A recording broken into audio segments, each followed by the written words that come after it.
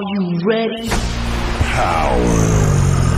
You want answers? I think I'm entitled. You want answers? I want the truth! You can't handle the truth! What we've got here is failure to communicate. I'm building an alliance.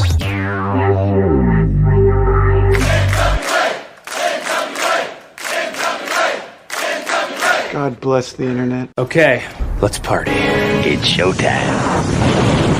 It's time for the Alliance Guys podcast with your hosts Kevin Frazier, Jaden, DKM, and J. Cal.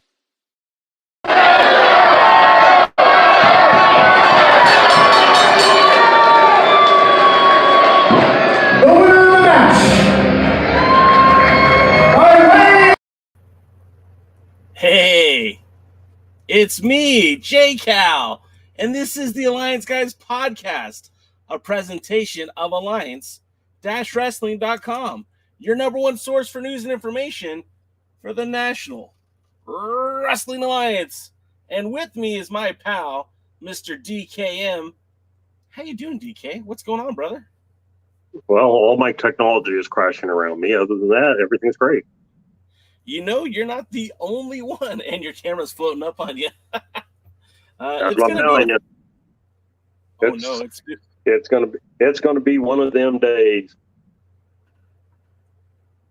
My new brother, you ain't kidding. It is gonna be one of those days. I feel like technology today has been my arch nemesis. But we shall nevertheless proceed and move forward and all that other fun stuff. I mean, I didn't have it written down. Oh, okay. Well, I guess it's just me again.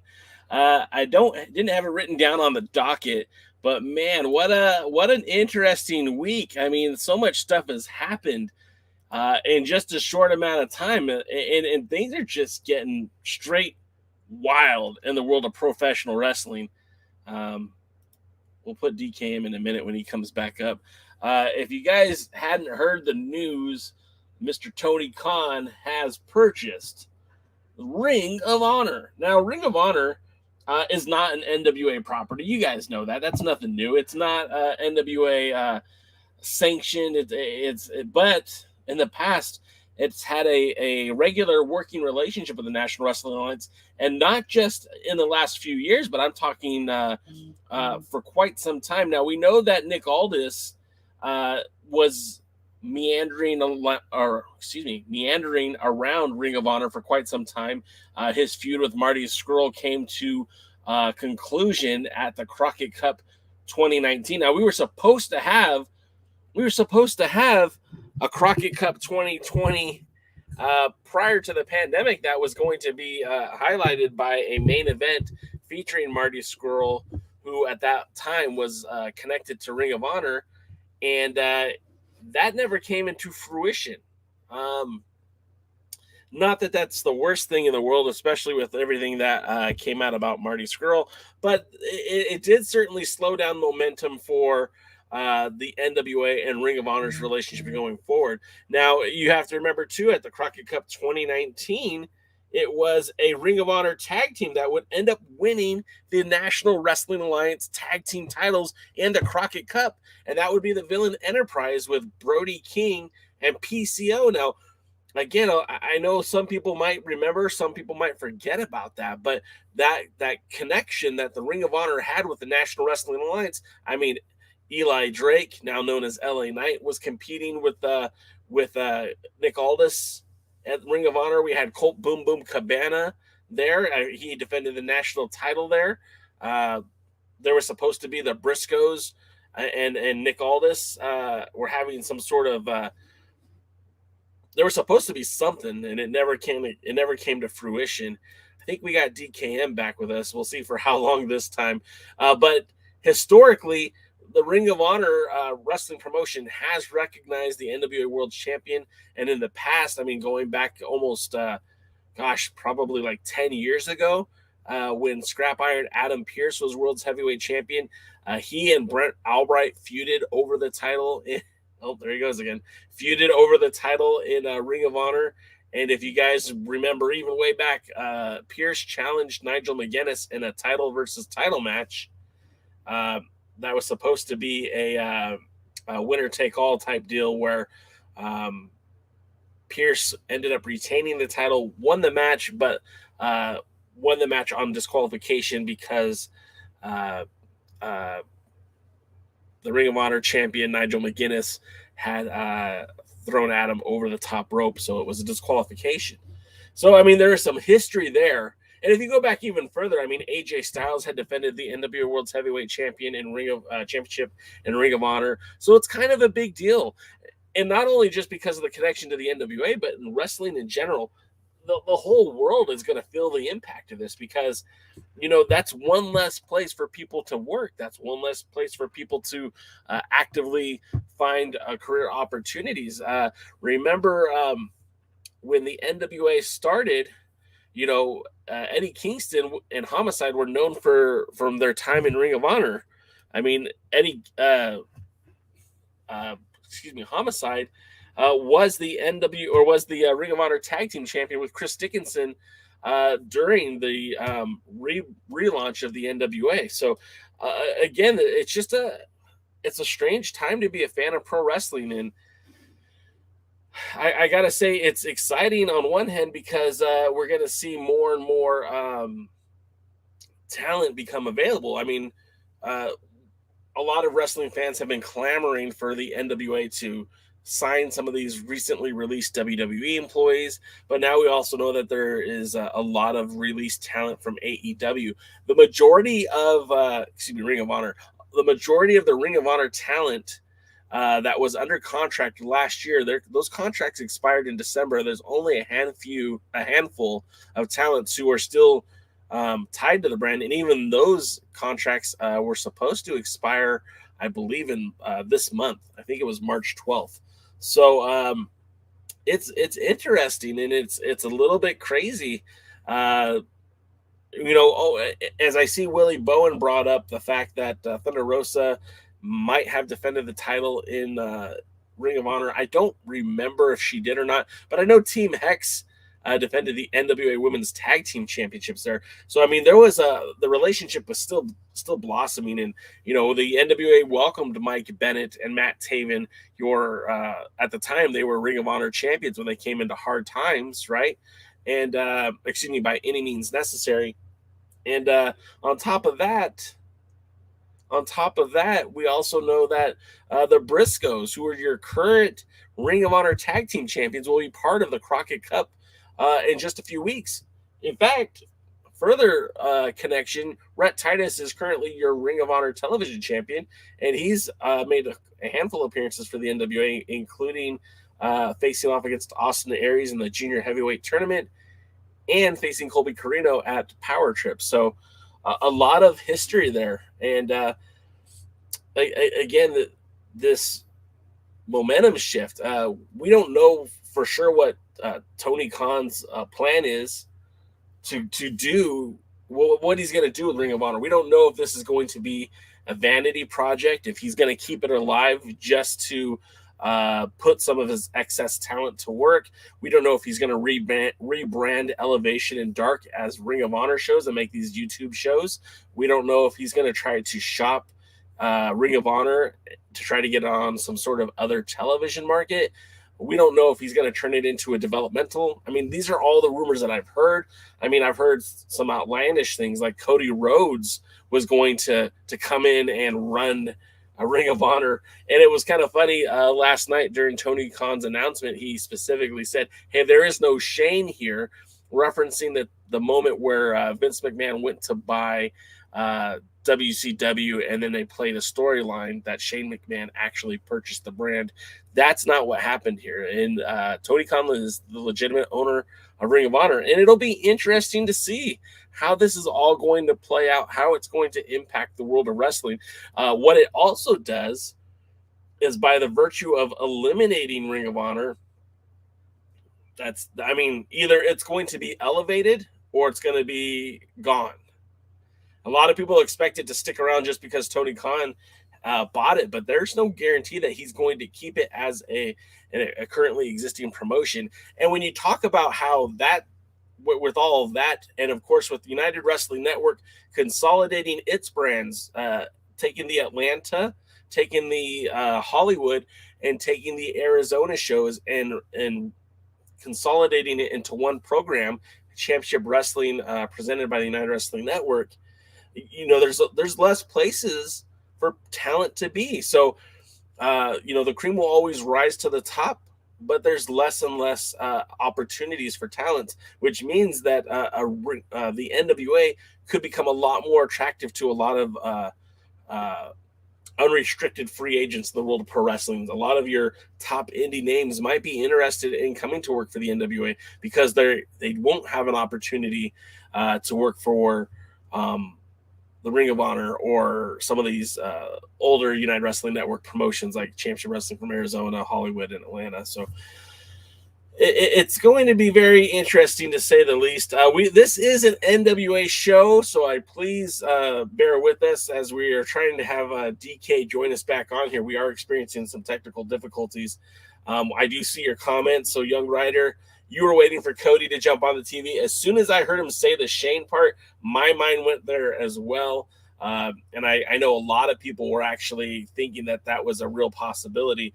So I'm glad, I'm excited to see what happens. And I want to ask Mr. DKM what his thoughts are. If he thinks that there will be, what do you think is going to happen with Ring of Honor?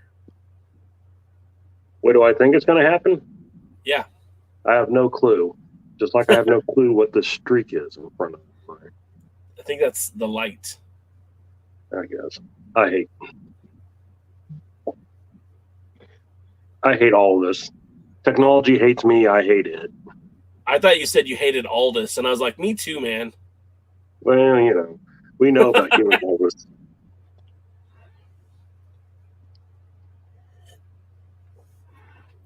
So what do you guys think? I'm looking in the chat. So what do you guys think?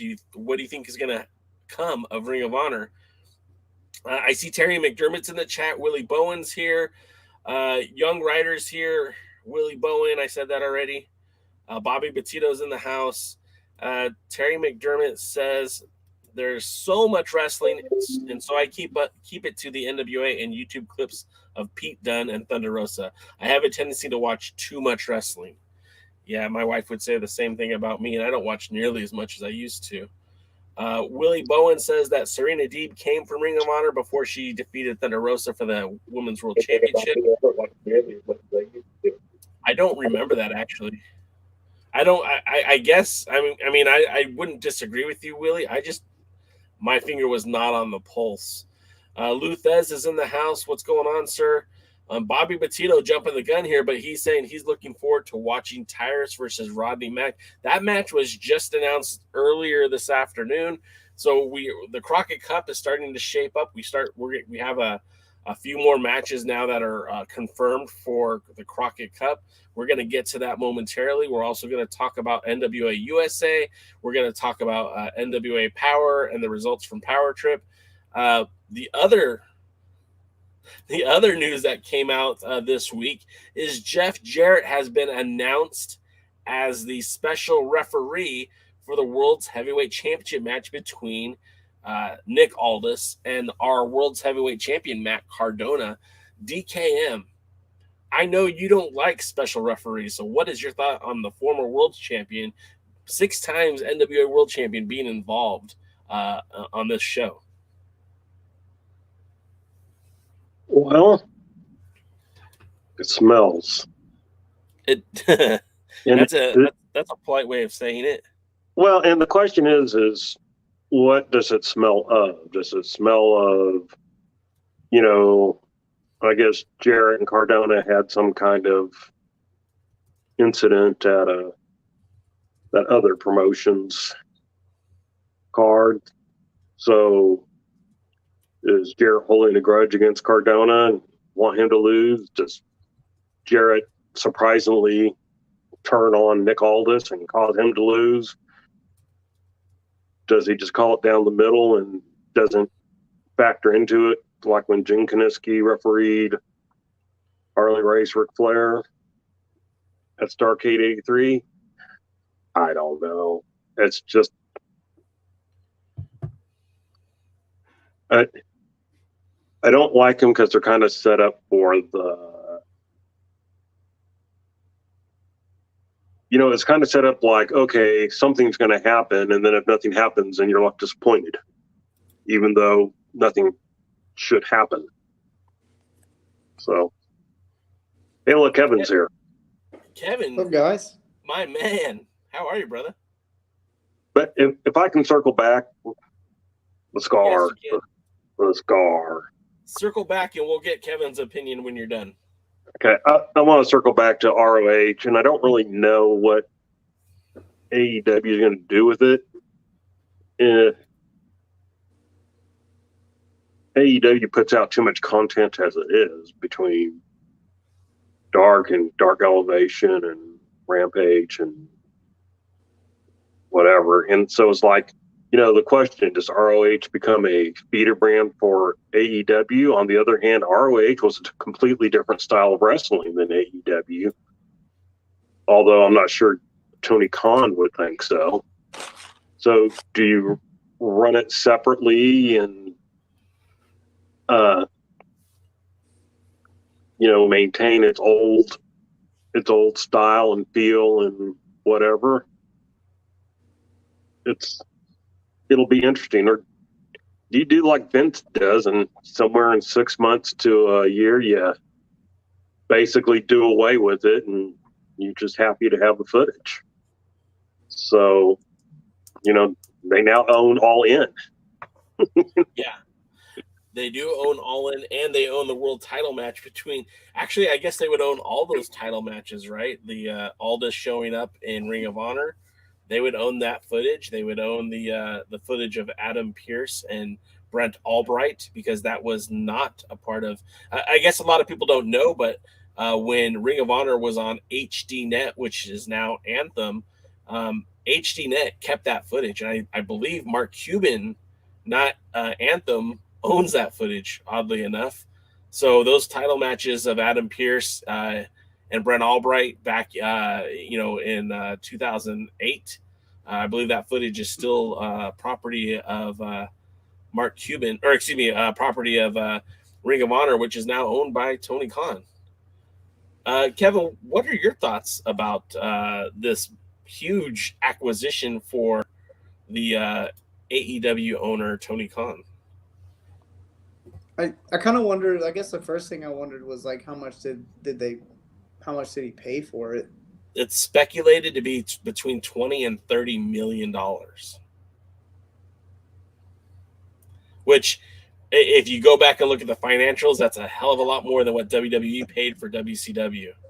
What's funny about that is, like, when did ROH ever make $20 million? I mean, I guess if you're talking about the footage of ROH, I mean, I guess you could see that might be worth something. They might have made $20 million when Sinclair bought it, maybe, but I don't think Sinclair paid that much for it. Oh, heck no. There's no way. Go ahead, DK. No, I was just saying I was agreeing. There's no way they paid that for it. There's no way that ROH has ever grossed $20 million ever in anything. So that alone, big props to whoever got that check or whatever group got that check, because in reality, like, they're the best business people in this whole conversation. Sinclair. Yeah, man. Like, wow. Props to them, because that's a lot. They just made a ton of money off of a really kind of a semi-failed project, in terms of just not saying that Ring of Honor is a failure. I think Ring of Honor is a great idea, but I mean, they never did ratings like probably Sinclair maybe had hoped. So, well, I mean, great. It's good for them. The thing about it is what it's kind of the same question that Billy got when he bought the NWA. What are you getting, right? Because yes, you own the intellectual property that is Ring of Honor. Okay, cool. So they can call their titles Ring of Honor titles. They literally own the hardware. They own the rings, all that stuff. So cool. That's all great. But the talent most of the talent was already released back in December, and there's a large group of talent. The remaining talent, I believe, their contracts expire this month. So, like, you already had access to some of the hot talents that were in Ring of Honor. They already signed a Jay Lethal, right? There's rumors that they were already talking to Jonathan Gresham, right? So, I mean, if they wanted Rhett Titus, they probably could have signed him a long time ago. If they wanted Shane Taylor Promotions, they could have signed those guys the minute their contracts expired back in December. So those guys aren't even part of the deal where, when WWE bought WCW, they got all those existing contracts, the Hurricane Helms of the world, the low ones, the Chronics of the world, the Buff Bagwells and Booker T's. I mean, they got all those contracts. So that's another, what did they actually get with this acquisition? Now that library, I'm sure there's a value in there. And if Tony is thinking about creating a streaming service, I mean, half of his content is already up and available for free on YouTube. So, again, if that's the plan, if they want to go to a streaming service, then it would make sense to have that additional content, because it's literally 20 years of pro wrestling, and some of the biggest names in the sport came from Ring of Honor. But at the same time, what are you actually getting here? You know what I mean? No, I think you're getting a brand, and in all actuality of it, I think any wrestling promotion that wants to increase its content or just have more content has to really think about actually, having multiple brands under their umbrella, because again, I think the fun part about different wrestling brands are like the different kind of the different flavor that each brand brings. Right. And so I think with AEW, again, I think it could, and I've said this about NXT or said this about WWE, I would like to see them branch off with a lot more brands, have multiple brands that somewhat are rivaling against each other, even if it's under the same ownership. I mean, or under the same kind of banner. I mean, the NFL does just fine with multiple teams trying to beat each other every year. Yeah. And you guys have heard me kind of throw this idea out there plenty of times, that I think the way you do more wrestling is you just have to have a lot more diversity in wrestling that causes you to have different kinds of wrestling faces, storylines that are kind of unto themselves that, kind of cross over into each other brand, periodically, for the sake of just interest. But I think it could be interesting, and I think it could be great if we could really expand our idea of what we think wrestling could be, if we thought of it in the same way we would think of other professional sports, where it's like the NFL isn't just two teams playing each other every week. It's a large group of different somewhat autonomous groups running their own thing, and crossing paths weekly or monthly, or however you want to structure it. It may not look exactly the same, but I think it could be cool. Well, and to just kind of harp on that, it's not like Tony Khan doesn't have experience with the NFL or I guess the FIFA World Cup, not World Cup, I'm sorry, but the international soccer football. I believe he owns I don't know what franchise it is. I don't keep up with it, but he knows how to. At least he's familiar with that kind of dynamic. So what you're saying is, if he were to operate this like a team, like this is Team AEW and part of his wrestling network, and this is Team Ring of Honor and part of his wrestling network, that would be very interesting if he were able to do that. And the other cool thing would, if done that way, he could facilitate trades in between the teams, and it'd be kind of a big deal, like, oh hey, CM Punk just got traded to Ring of Honor for Josh Woods and a player to be named later. I think that'd be kind of interesting and a fun way to do it. Right, and I think the less crossover there is between the brands, the better, but then you still have the opportunity to to interact with it. I think where WWE kind of struggles with the SmackDown and Raw is more than anything the branding. Is that SmackDown and Raw are branded as a part of WWE as opposed to their own separate entities within WWE. Fascinating. And that guys, I've been saying this I've said this on the show like 10 times now. Because the first few times you hear it totally blows your mind. It's you just no one's thinking like this. But I've said that you can go back and look. I mean, I've said this like. If all you have to do it with SmackDown, I mean, just the fact that they're only thought of as shows and not of as like a separate, complete, autonomous entity within the WWE. And if you could actually get us to believe that they're being run semi-autonomously, again, just like the NFL. The NFL has a commissioner. They have a governing body, but the Dallas Cowboys still run the Dallas Cowboys. But they have to deal with the NFL if they want to play football games. So again, everybody has to work with everybody, and I would love to see an impact and have all of these companies or all of these brands, so to speak, start to develop somewhat of their own identity, and then those identities clash periodically throughout the year. The hard part is just going to be getting WWE to play ball. Some more comments that are in the chat. Dave Scooby says different brands with a super card once a year for AEW and Ring of Honor. I mean, I wouldn't be against that. I don't know how you guys feel about that. What would Luthez do? Says, I guess I missed that part. I have to reread what he said. But, he said they bought a library with a wrestling company thrown in for free. That's still a lot of money for a library. You know what I mean? Like, what's your return on investment on that? How much money was Honor Club making? Because I believe Honor Club had access to that library. Now, maybe by buying the Ring of Honor and getting Honor Club, maybe that puts them in a better position to push their own streaming services forward. And the technologies are kind of already there. But I don't know, man. It just seems like it's I don't know. It's kind of hard for me to wrap my head around it. For $30 million, if we take the high end rumors of $30 million, I mean, I'm a fan of the NWA. I'm a fan of the United Wrestling Network. And if I had $30 million, I wouldn't be putting it into either brand. I'm sorry, just wouldn't do that.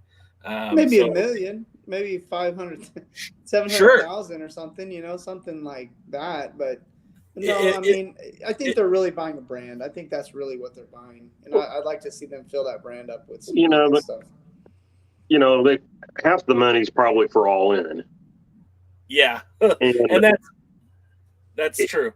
And look, this deal got made because,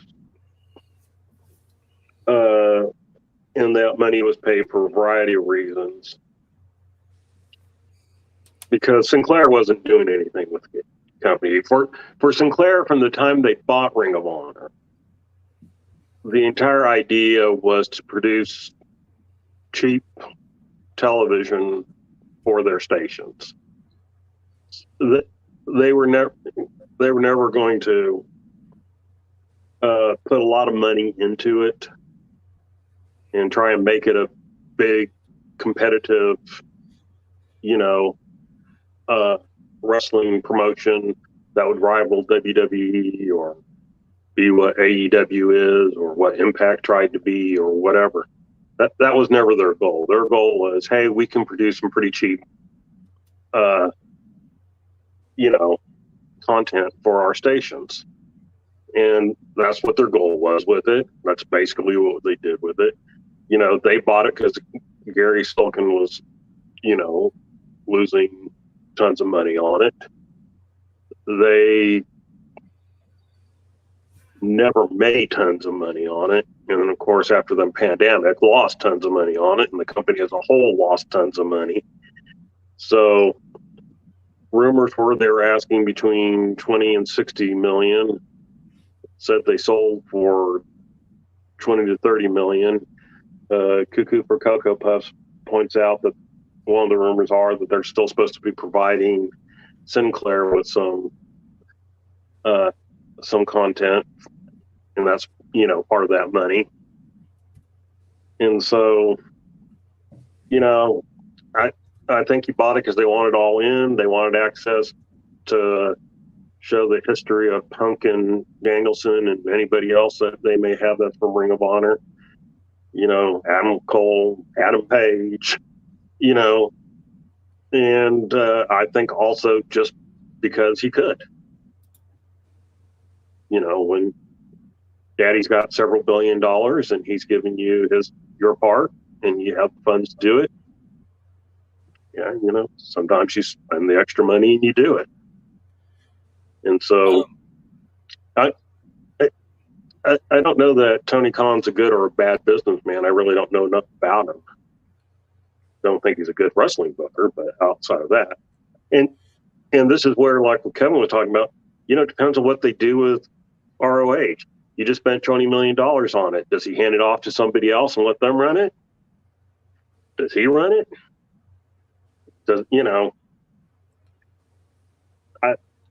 I don't know what the plans are, and if I can be completely honest, I'm not 100% sure they know what the plans are. I think they have probably a vague vision of what they want to do. You don't think they have a 20-year plan? Nobody has a 20-year plan. And I said that back when Dave Lagana first fed us that BS. There's no 20-year plan. There are 20-year visions. But you can't have a 20-year plan because too much changes. I see Vincent Verb X Patterson. Welcome to the show, man. I don't think I've caught you watching us before, but I'm glad you're here. He says that it's the tape library and the streaming service because it's already set up, which, I mean, the Honor Club is set up. So it would just be adding additional, footage from AEW. And most of that footage, though, this is where I'm conflicted because most of that footage exists on YouTube. The only things that don't are the pay-per-views. And he says he wonders, will they still be able to have a time slot? I think he means Ring of Honor on Sinclair. And if we're to believe what Cuckoo for Cocoa Puff says, that it sounds like that they might still be providing content. Now, the question is, are they providing Ring of Honor content to Sinclair, or are they going to start making Elevation or Dark a program specifically for Sinclair? I mean, there's so many things that can happen right now. And that's, I think, why this is so interesting to me, because like Kevin said, if they run it as a separate entity and keep it completely separate, it's going to build up for a lot of potential down the road. Now, AEW has an abundance of talent.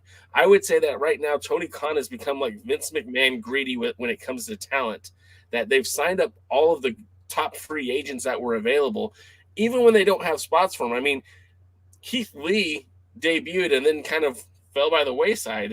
And I know he's supposed to be part of the pay-per-view, but you haven't really seen much of Keith Lee. You haven't really seen much of Jay Lethal. You haven't seen much of a lot of these talents that are signed. I mean, I see Ruby Soho. What's that? Ruby Soho. Everybody was so excited because WWE was misusing her and not using her, and she's come in to lose to a few people and make a couple of promos, and that's about it. I don't know what her money is, but tell me that career-wise she's better off since she left. And I mean, I've seen more of Kiera Hogan in the NWA than I have in AEW. So again, there's an abundance of talent, enough to fill a second wrestling promotion if that's what they end up doing. But again, this is an NWA show, but this is very noteworthy because of the ties Ring of Honor had to the NWA and how much it's going to change the industry. Because now that whatever happens with Ring of Honor, it's no longer going to be in that same circle as like an MLW or an NWA or the United Wrestling Network or promotions of that size. It's either going to be much, much bigger or it's going to go away. Because it's being funded by a billionaire. It's not an independent wrestling promotion anymore. It's somebody, if Ring of Honor sticks around, I don't see them just being a studio wrestling program. I just don't see that happening. So, but you guys ready to talk more NWA? I guess. So getting back to the announcement that we were talking about earlier, Jef Jarrett was made the special referee for the world's title match at Crockett Cup 2020. Now, a lot of people are excited about this. A lot of people are worried about this because, let's face it, Jef Jarrett has typically always served his interest first. Now, DKM was saying before we went back a little bit that he had some concerns. DK, did you want to finish your thoughts on Jarrett being named the special referee for this match? No, I'll just kind of recover them real quick. Just, when you get somebody like that, then the question is, what role do they play? And how do they factor into the outcome? And so the idea is that, one of two things is going to happen. He's either going to benefit one of the wrestlers by getting involved, either justly or unjustly, or nothing's going to happen. And then you're like, well, why did you bring Jef Jarrett in? and I, it's just, I don't think there's just really a big win here. So if he gets involved and he has an effect on the outcome, I hope it's for Cardona, because I like title changes to be as clean as possible. So, I'd hate for him to come in and then hit Cardona with a guitar so Aldis can get the win. It just weakens the title and weakens Aldis as a champion. I'm just going through some of the comments if you guys have seen them on the screen. Willie Bowen has said that jackass Jef Jarrett. Young Rider said slap nuts. Our pal Dave Scooby says, have Jarrett award Aldis the Global Force Championship. Our pal Terry McDermott says the ref being part of the story is overused. Let's see, more comments. And then Devin Dowling said Jarrett is and always will be a heel. He's going to screw us, the true fans, over and help Cardona win. Kevin, what are your thoughts on this with Jarrett being named a special referee for the world title match at Crockett Cup? I just think they're just doing it for just to kind of add a little extra to it. It's a big event. It's their big show, and there's you want to just do anything that you can to give the impression to the fans that that's what you're doing. So I think that's really all it boils down to. Do I think he'll be involved? Probably. Do I think a guitar is going to get smashed over somebody's head? Probably. Does it? I mean, it's wrestling, so and we're in a world where wrestling is. It just is. This is the wrestling world we're in. So and the NWA in general has really had no reservations about having interference and stuff to cause outcomes for any kind of match, and they definitely haven't shown, at least in the way they book the world title, any reverence for it. They show reverence for it in their dialogue and their around it. Like they talk about it like it's a great thing. But they still treat it kind of like WWE title, where just anything can kind of happen at any time, and there's really no sacredness to it. So big show. Doesn't shock me they're trying to bring in at least another, a couple more. They always have done this too. Haven't you guys noticed that as they get closer and closer to these bigger shows for the NWA, more and more kind of name dropping starts happening. They're just basically, who's available, who can we bring in, who can we throw at our autograph tables and, get more interest for the fans, who can help us sell a few more pay-per-views and make us look relevant. That's just kind of the way I think about it. My take on it. I don't hate it. My take on it is this. I agree with you that the more star power that they put on this card, they're hoping to sell more tickets, the more VIPs, the more meet and greets, all that good stuff. But I think also by adding Jarrett into this match, it affords them the opportunity, right, that they, they're kind of painting themselves into this corner with their booking, and they've done this since day one. This is kind of how they book. I mean, earlier in the show, I was talking about how,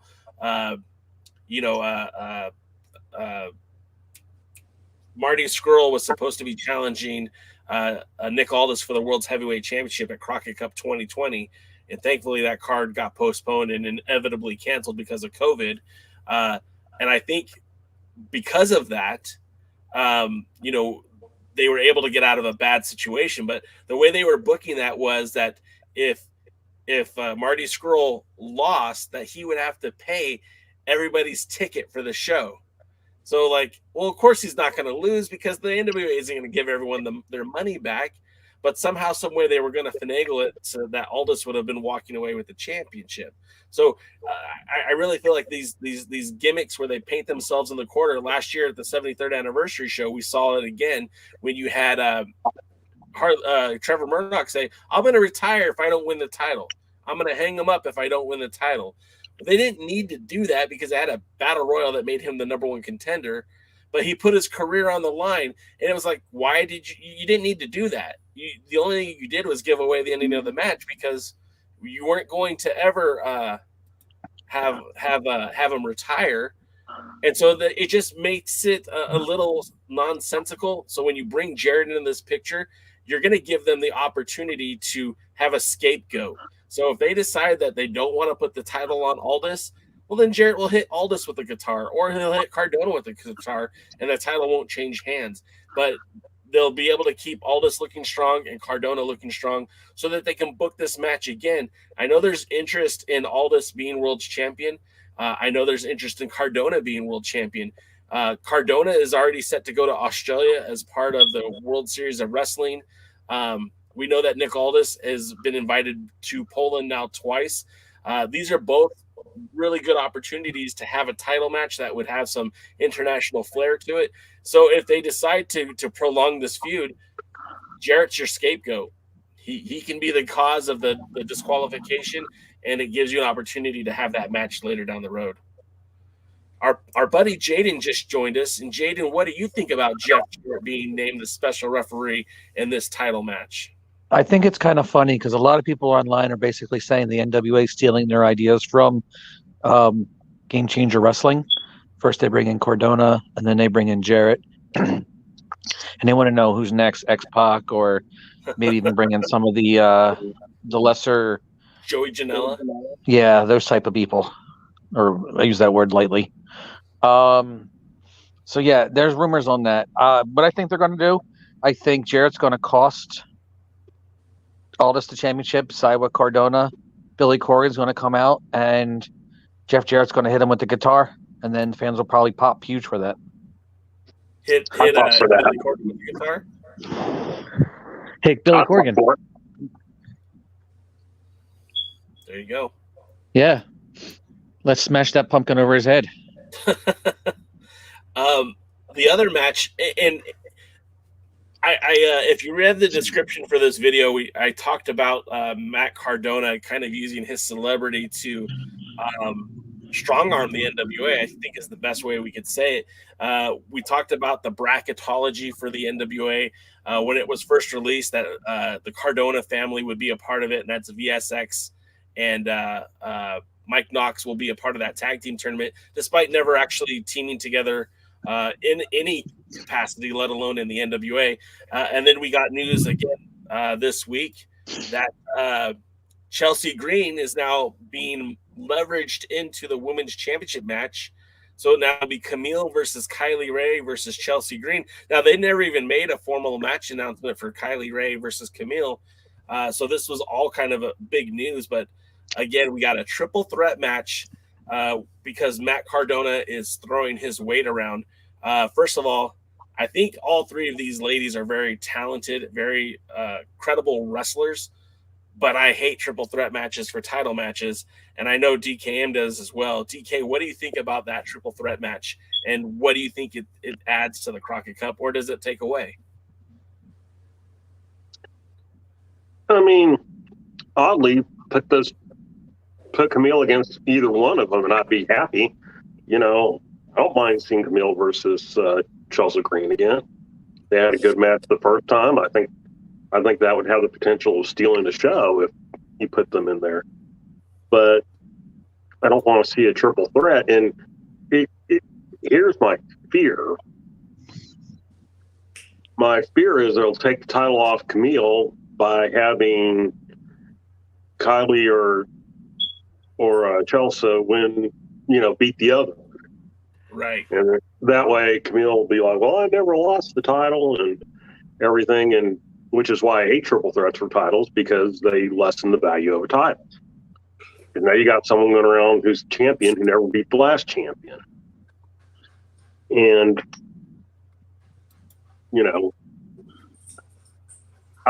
that's my fear. I don't know, Kevin, do you have thoughts? No, I mean, I like the match. Just I think it's three. Sorry, my dog's freaking out. Go somewhere. Go.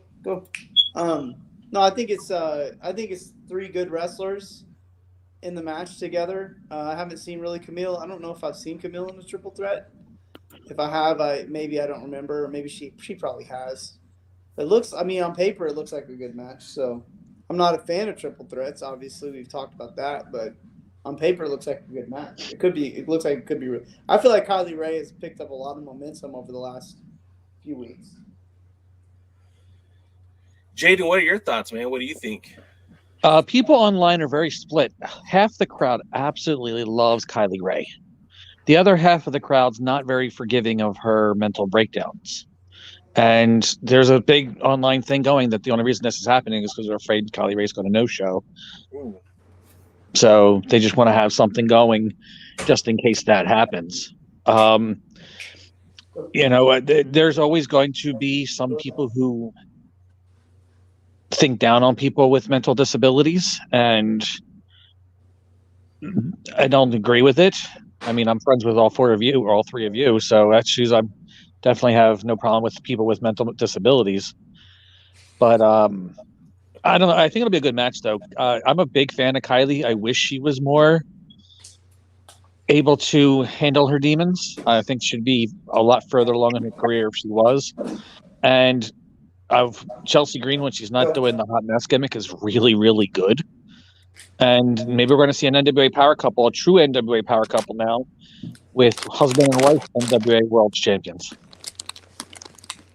Yeah, I mean, and any of these things could happen. Of course, it's a triple threat match, so who knows? Now, the next one I know our pal Kevin is very excited about, and that's because his boy, Rodney Mack, getting a shot at the TV title, night 2 of the pay-per-view. This was just announced moments ago. Now, Kevin, I know what Rodney Mack means to you. If you guys have watched the show for a minute or for the last 14 years we've been podcasting, Kevin will be the first one to tell you how instrumental Rodney Mack was in shaping his career as a wrestler, helping him to get to that next level. It was his training that helped get Kevin to become the World Junior Heavyweight Champion that he was. What do you think about your guy, your big brother, Rodney Mack, taking on Tyrus for that television title? I mean, this is a good matchup, I think. What are your thoughts, Kev? Well, I think when you have I keep switching around. Somebody like Rodney against Tyrus, I think it gives Tyrus like a legitimately strong opponent, and definitely a good opponent. If this is this number 7? Oh, that's a great question. Let me look it up. Keep talking. I'll look it up. But even if it is number 7, I think getting Tyrus a legitimate opponent if he does win is a great thing. And I mean, Jesus, look how scary Rodney looks in that picture. I mean, God almighty, go against that guy for 5 hours a day, every day. So no, I think it's a great matchup. I'm always excited for Rodney to get an opportunity. He's been a former NWA champion on multiple different levels. So I think it's a great matchup. I think I think it's great, and I'm excited, and I really hope to get to see we get to see the best of Rodney in this match. But when I saw it announced, I was a little disappointed just because I I kind of have an idea how I think it's going to go. But at the same time, I'm always excited to see my friend get to go out there and do his thing. It is number 5, our friend Vincent Verb X Patterson. I'm just going to call you Vince from now on, by the way. Vince says it's number 5. I just looked it up. He's got 4 victories. His victories were against Black G's, Jordan Clearwater, Scion, and Jaden Roland. So Jaden Roller, excuse me, not to be confused with Jaden from Dangerous Adrenaline Wrestling Gladiators. So yeah, I got that name trademarked. Maybe he shouldn't be calling himself that. I'll have to talk to Stephen Pino or something. Terry McDermott's got the line of the night right here. For the first time, I feel sorry for Tyrus. Rodney will beat him half to death. Jaden, what are your thoughts on that matchup? Tyrus versus the former Red Dog, Rodney Mack. What do you think? I like Red Dog. Always did him. Liked him as Red Dog Bernard. And I loved him in when he was part of Texas. He was a former Texas champion, I believe. He's a former WWE superstar, was a tag team partner with Shelton Benjamin. I love everything about him. Always did. Wish he had more of a presence when he was in the NWA. I think the White Boy Challenge could have been something a lot more fun. I kind of, now that I think about it, I hope Teddy Long shows up. That'd be pretty awesome too. But I want to see him win the TV title. I don't like Tyrus. Somebody need to call your mama, get that belt off of him. We need to put it on somebody. Red Dog's a good challenger. He's got great size, great promo ability, surprising agility for a guy his size too, which is something I always like to see. Big guys that can move. I've never been a big fan of the immobile big guys that sit there and more like a mountain, or like Dusty Rhodes later in his career where everybody worked around him. But yeah, I hope he wins the championship, and I think it's something that goes on, and then somehow Tyrus just ends up disappearing and ends up on Fox News by himself or something. I don't care. But by the way, the 5-minute White Boy Challenge was pretty much my everyday life at wrestling practice for at least for about 2 years. So our pal Jaden just mentioned the titles that Rodney Mack had previously held in the NWA. He won the NWA Texas Heavyweight Championship back in '99. He would win that title a total of 3 more times. He would also become the NWA Mississippi Heavyweight Champion. He was an Ohio Valley Wrestling Southern Champion, Tag Team Champion, and that was with Shelton Benjamin. That was also under the NWA banner. He was an NWA Elite Heavyweight Champion. He was an IHWE Triple Crown Champion. We talked to our good friend David Fuller a couple weeks ago about IHWE. So, his history with the NWA has been long, and he had challenged Dan Severn for the World's Heavyweight Champion.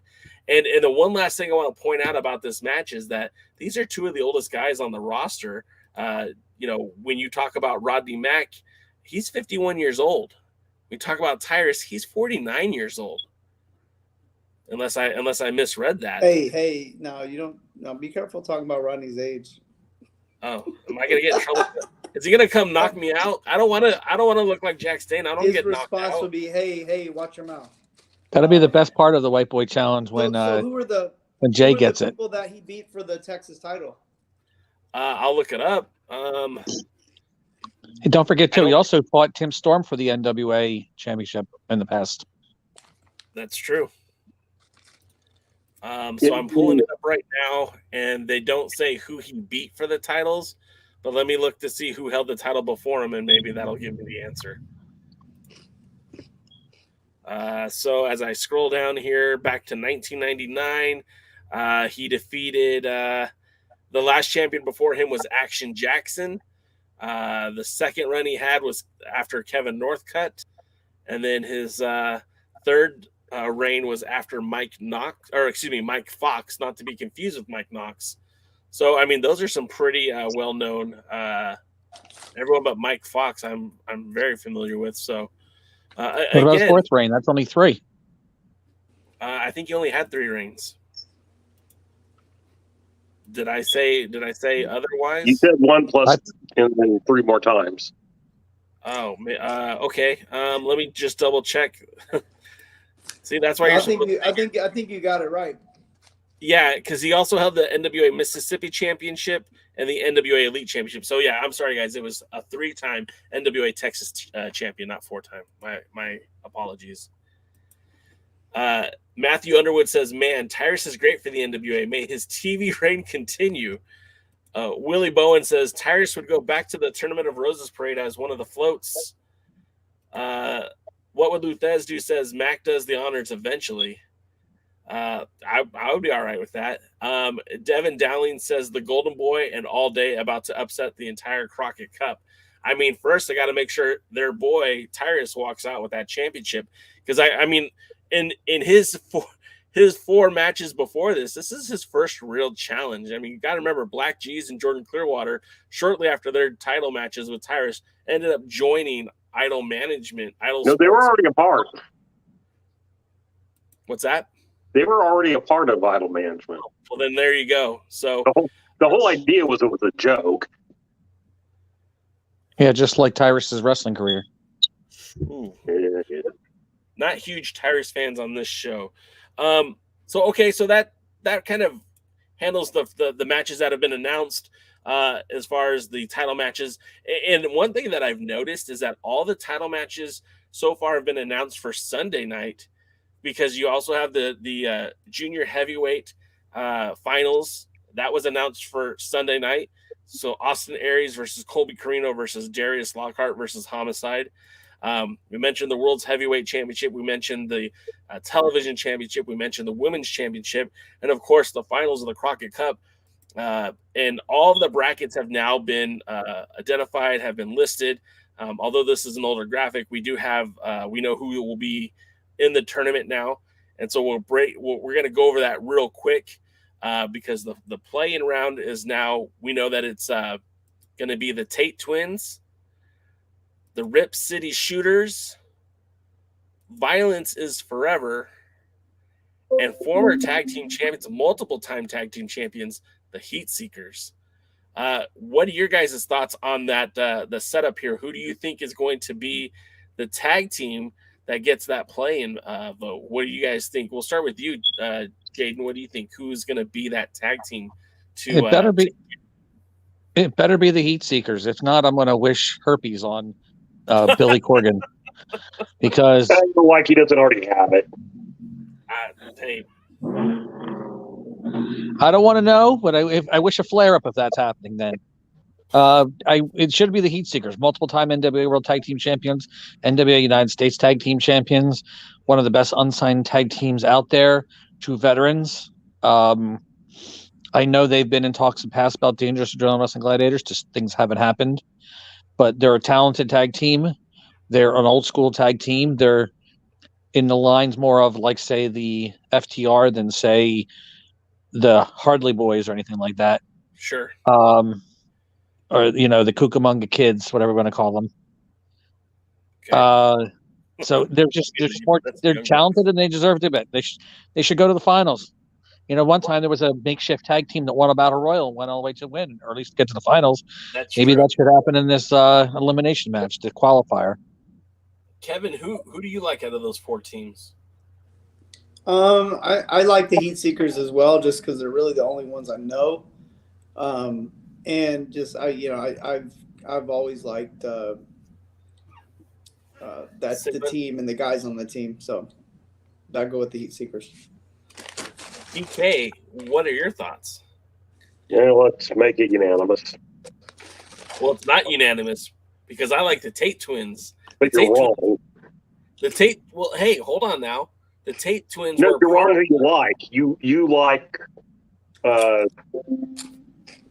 you like the Heat Seekers. You only think you like the Tate Twins sport. Really, you like the Heat Seekers. The Tate Twins are the only tag team that are in the play-in that were also part of the 2019 Crockett Cup, because they were part of the wild card battle royal. So back then they were being called Dalton's the Boys, right? Mm-hmm. Dalton Castle's Boys. But that's the Tate Twins. So they have some experience in the NWA. They have experience in this NWA, the modern version, and they've been in the Crockett Cup before in that playing position. So, I think second time might be a little bit more better for them. I don't have a better word to use. Sure, and so if you put the two of them on top of each other, they are almost as tall as a normal person and weigh almost as much as Kevin. I think Kevin's probably the fittest one out of the four of us. Well, he is, and that's my point. Jaden, what were you going to say? I don't remember. It was probably something smart ass knowing me. And then as we wrap out the bracketology here for the Crockett Cup, the to-be-determined team, basically the sacrificial lambs that will be fed to the Briscoe brothers, the Ring of Honor Tag Team Champions. These guys, the Now. Now, I don't know anything about the Now. And when I looked them up, I couldn't find anything about the Now.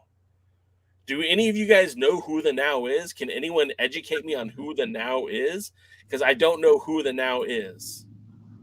The when? The who? No, the when, right? When is this tag team supposed to be in there? Who's on first? The why. Yeah. No, yeah. You guys ain't playing along. Why are they in there other than to be the sacrificial lambs? I'm gonna go remember when the Maltese Billy's friends. Remember when the Maltese beat the Gladiators? Yeah, some fake tag team. Well, that's because the Maltese beat the California Tag Team Champions. We all know the California Tag Team wrestlers from California aren't as good as wrestlers from the world. Right there, Jay? You know how I spell wrestler? T-O-L-O-S. So anyway. He was Canadian. Keep going. Hey, but it's have to do with California. But anyway, yeah, I mean, I should put the Tate Twins in with the Briscoes, and then I guess the never heard of team. Well, the questions we need to ask is how are they going to lose to the Briscoes? Why are they there against the Briscoes? When did they decide to be slaughtered against the Briscoes? All the other questions, they're just there to lose. All right. So let's put our money where our mouth's in. Do they lose in under 4 minutes or over 4 minutes? It's got to be under. Do entrances count? Do entrances count? Entrances count? No, when the bell rings. What are they going to announce the time? Under. 3 minutes, 7 seconds. Kevin? What's the question again? How long does this tag team last against the Briscoes? Under 4, over 4? Let's say, I'll say 5-ish. Who's going with the over? I'm going with 3.5. So I'm going under. Me and Kevin are going to go on the over. I think it'll go over the 4 minutes. But it's just mostly to get the Briscoes over beating the crap out of these kids. Matthew Underwood wants to know, are there any mystery spots left open? No, they filled them all. In fact, we even know who Doug Williams' tag team partner is. We'll get to that momentarily. Chris Drummond says the Heat Seekers. Devin Dowling says the Heat Seekers had the title stripped from them while Billy took over the company. All the titles except Aldis got stripped, so Heat Seekers actually deserve the shot at our tag champions. And technically, it was Tim Storm. And on top of that, we know Jazz was never actually stripped of the title either. It was just frozen until they figured out what they wanted to do. And, of course, when they reactivated the Women's Championship, Jazz was your Women's Champion. Matthew Underwood says they should have had the West Coast Wrecking Crew in there. I would have agreed. I like that tag team. So does Young Ryder. But, I really felt like there was a lot of options where they could have went to get more better tag teams. The Bodega out of Championship Wrestling from Hollywood. The Crowleys from Championship Wrestling from Memphis. The West Coast Wrecking Crew. They also work for New Japan of America or New Japan USA, whatever they're calling it these days. New Japan Strong. I think there was a lot of options that they just didn't really do anything with. So, anyways, I don't think they were going to fly in much talent. So they may have said you can come for $100, and and you guys can split that and split your gas and split your hotel and everything. But they weren't going to put a lot of people up. And honestly, on some of these, they would have been better with more fake teams than some of the teams they put in.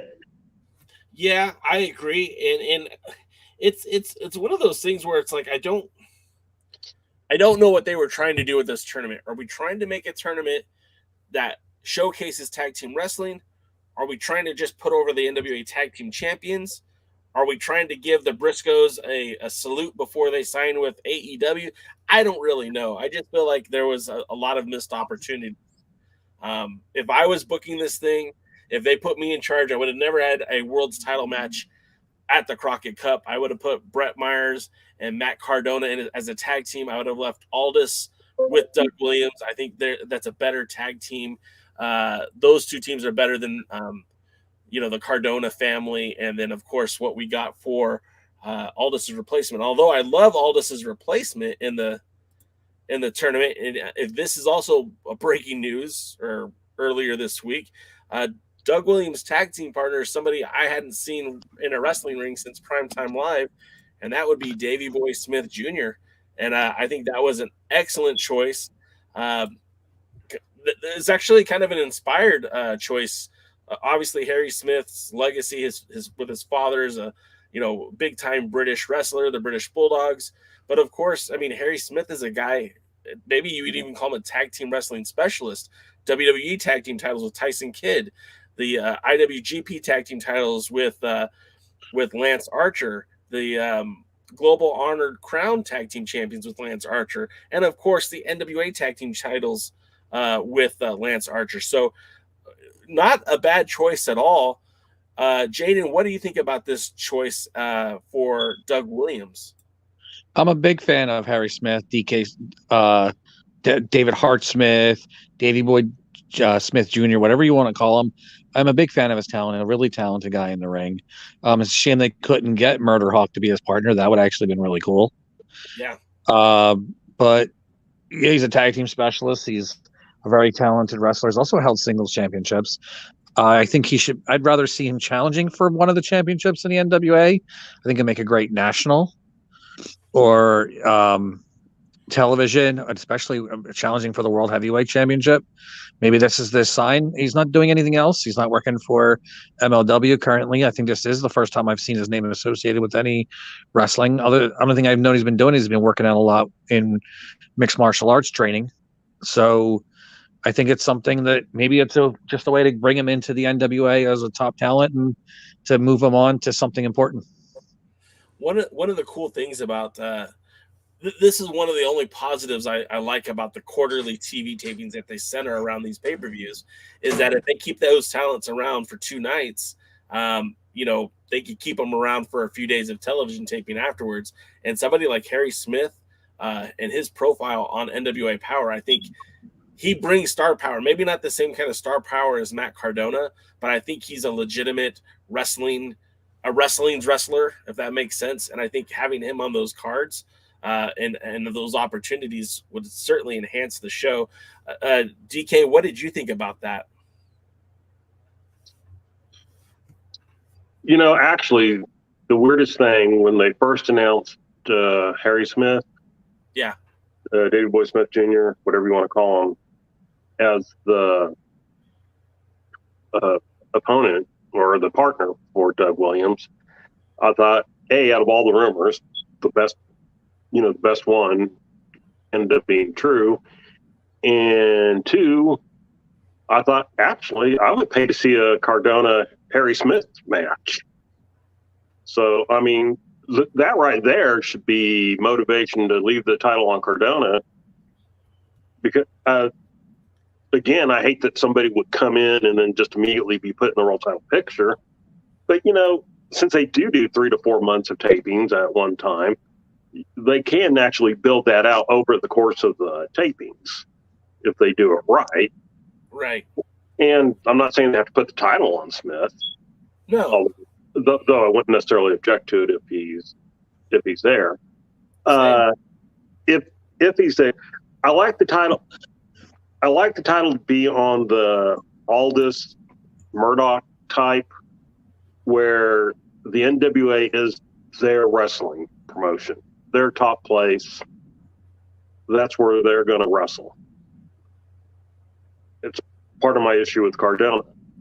Cardona's in Impact, where he's not acknowledged as the NWA champion, where he doesn't bring the belt out, and he's in no disqualification matches with a 5'3" 130-pound female. And it's like, okay, guys, there's your world champion that you're so in love with. And getting us all that exposure. Yeah, great exposure. You know, so if Harry Smith, as Jaden said, I haven't heard about him being anywhere else. If he's training for mixed martial arts, NWA will be a good place for him, as they do not run often enough to interfere with training or a mixed martial arts, an MMA match, or, you know, if he would want to do that. So, but yeah, I mean, I would pay to see that match. And so that was actually my first thought. It wasn't about the tag team or anything. It's like, ooh, fantasy booking. I want to see Smith against Cardona. And if Aldis will win, I'd be happy for that match too. But getting back to the tag team side of it, you know, like I said, there are rumors of different people who it might be, and I think Smith was the best possible person. He's well known. He's, you know, we've run down his accolades on the tag team side and everything. So, you know, on that one, I'll say, hell, good job, Billy. Yeah. You know, for as much crap as we give Billy, this was a good one. I like this one. You know, I know he isn't genuinely from the UK, but it kind of just fits the bill with the British invasion. And it's, you know, I think it works. Kevin, I know you just took a big giant bite of a taco, but what are your thoughts on Harry Smith being a part of the Crockett Cup? I like it. I like it. Also, too, Lance Hoyt's like a really good friend of mine, and we actually broke in. Technically, I broke in a little bit before him, but we actually broke in at the same place together on television here in Dallas, or not here in Dallas, but when we were both living in Dallas together or in the same area. And most people don't know he came from Shawn Michaels' school, along with a bunch of other guys. But did you guys know that he can dance? No. He can legit dance. He could dance if he wants to. We went out a couple times, and the guy can just straight up dance. Who'd have ever thought?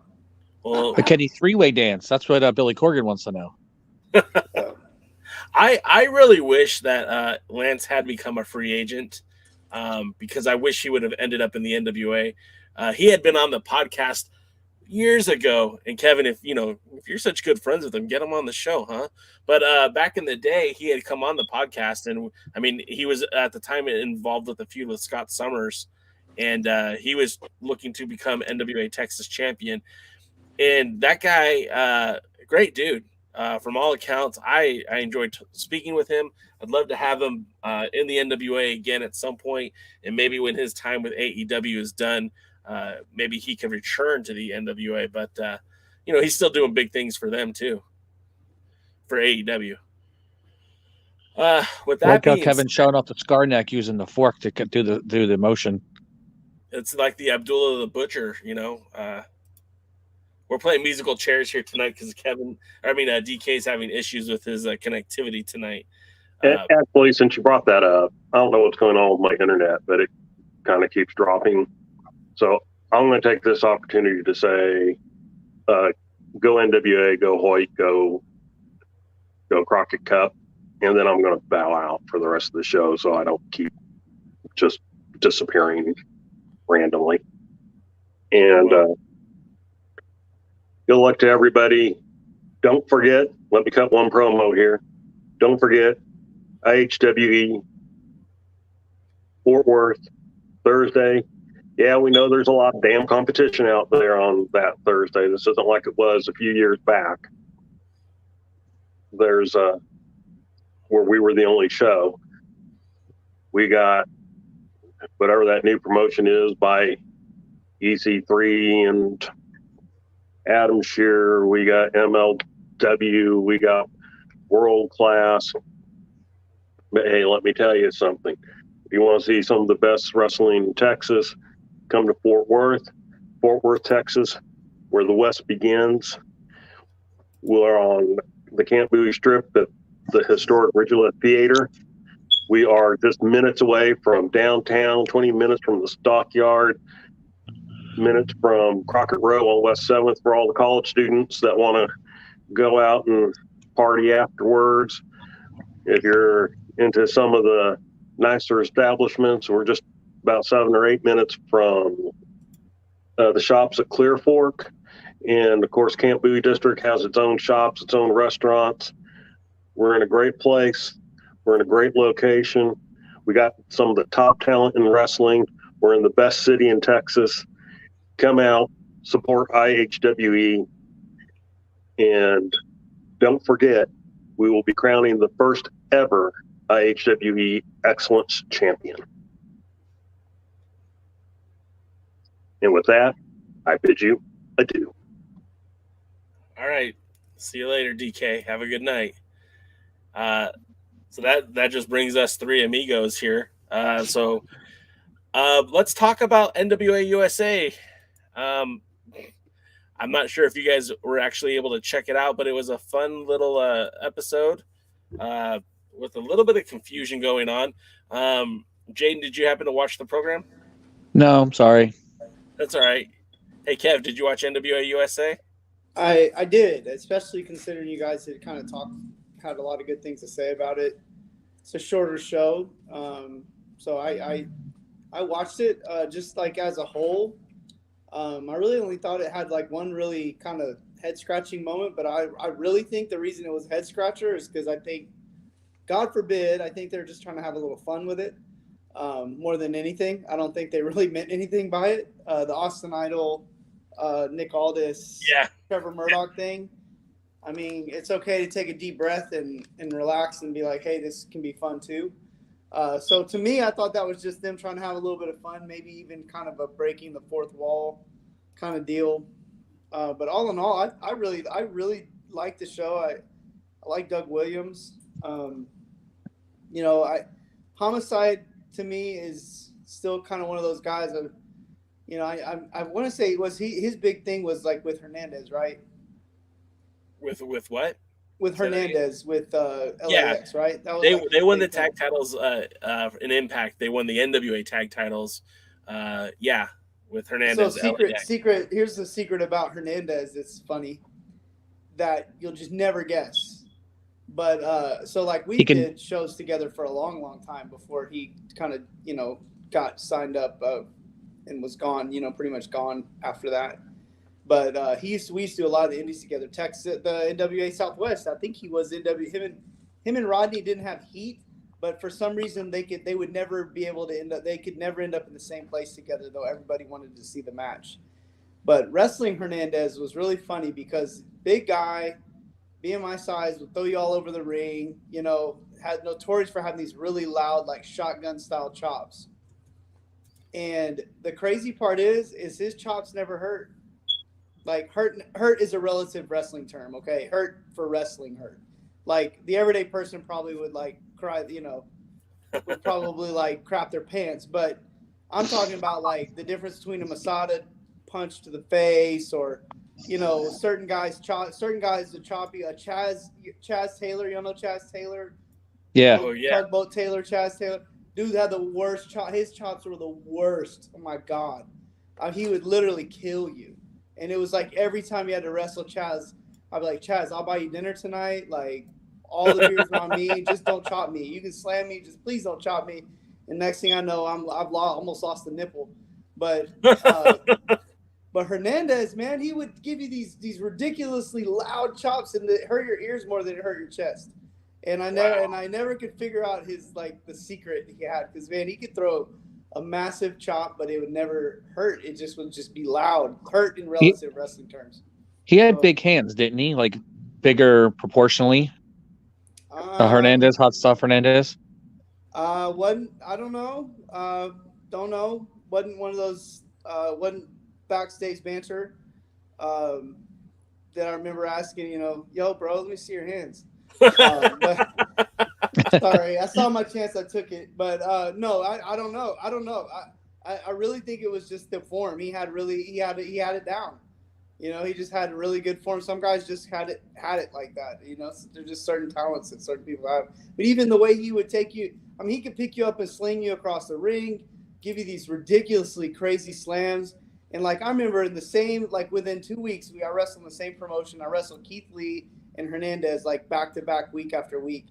And Keith Lee like nearly threw me through the roof and I almost died with just a regular slam. Hernandez, I felt like looked like he absolutely took my life.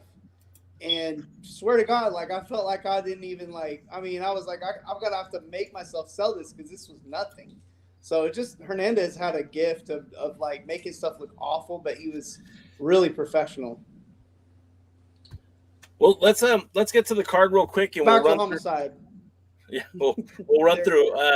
The first matchup was kicks off with May Valentine in the back with Doug Williams. She wait, am I looking at the right thing here? Was it May that was back there with him? You know what, May? You know what? I don't have my notes here. Hold on a second. Let me see if I can get the right notes up. That was last week's. It was a Doug Williams promo, and it was pretty good. It wasn't bad, but it wasn't great. But it was good. Oh yeah. Okay, so it kicks off with May Valentine in the back with Doug Williams, when she asked Doug's opinion on his opponent Jay Bradley. Doug Williams lets it slip out of the bag that he actually helped train Jay Bradley, and a young Jay Bradley was a lot more athletic and a lot more akin to. I remember him in Pro Wrestling Guerrilla in the early days and the New Japan USA that Dave Marquez was doing. So the Jay Bradley we see today is definitely a different wrestler, a much more grizzled veteran. And, the segment was fine. It was nothing spectacular. It seemed like May Valentine might have been a little starstruck by Doug Williams. And then then after that segment, we get the announce booth. It was the accent. It was the accent. She was starstruck by the accent. The British accent. That might be it. But then we get the we get the announce booth, and we have a booth without Austin Idol, which was refreshing to me because the last couple of weeks he's been on there, and it's been very hard to watch, or not watch, but to listen to the commentary. So this week he was replaced by the co-managing director of the NWA USA program, Tim Storm. And it was nice to have Tim Storm back in the booth because I think him and Galley do the best to complement what they have with Velvet Sky. Then we get Kyle Davis at the podium with Natalia Markova, who issues a challenge to Kamille for a Women's World Championship match, which makes a lot of sense because Markova has been kind of killing it both on USA and Power, but she's answered by May Valentine, who slaps the taste out of her mouth. This is leading to a matchup between the two next week, but they didn't say that in this moment. Kyle Davis tries to get in the middle of it. That brings out Raven, which brings out Medusa. Nothing really happens. Then Medusa threatens to have Raven kicked out and arrested if he doesn't leave the venue. Just more reasons to shake your head and wonder what is this actually leading to. Markova has really had a spotlight put on her. She's had a couple of victories against Kenzie Page. She's had a couple of victories on Power, and she really looks like she could be a legitimate challenge to Kamille and the Burke. But I don't think putting her in a match with May Valentine is going to do that. I mean, Kevin, what did you think? I thought the slap was great. That was about it. It wasn't a good or bad promo either way. Like, it was. Just the fact that the slap was so good, a little bit weird at the end.